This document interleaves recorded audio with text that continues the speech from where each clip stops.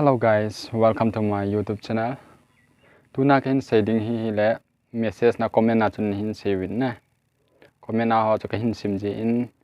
apha na ka hin reply thailo yong min te. Jong le lung ne hin lang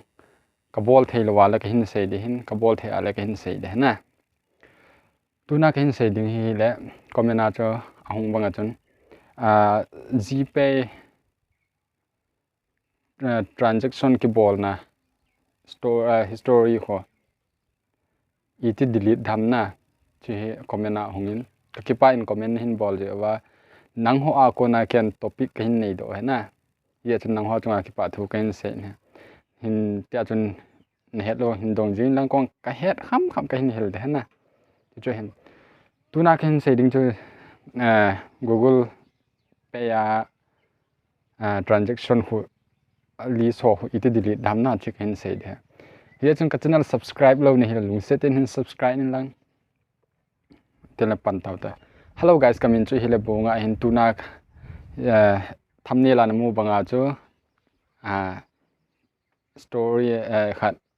story hu iti delete dhamna transfer GPay transfer history iti delete dham che ken se den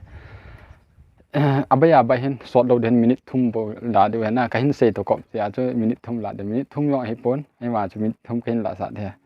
azon again hin vet pi ki de ka hin thum me ama sa penai che do setting hai na normal setting ti de phone normal setting ho na cha hi lut diu screen a kan pi dan cha hi lut diu ilut chai ten leo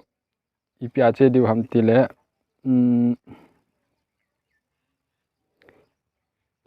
app management ki ti na apps management ki ti ai lut diu ilut chai ten le list tam ta hung do kin tin apps list difficult apps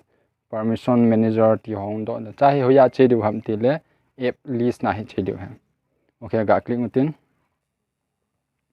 ti zo ten le apps na phone apps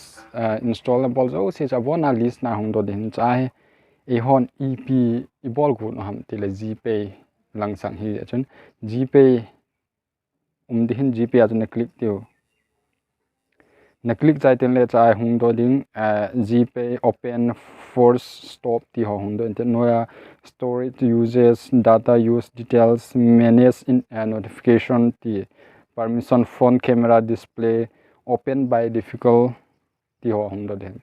chai hoya che du ham ti le storage use ti na storage a chai lu dia chung pe na hin ti zo ten le ep bol du ham ta cha total apps data ki ti in langa hi MB izajan ham ti ho ki sun den naman jat ho ki sun tin anuya chu clear data me na clear data chu na me ding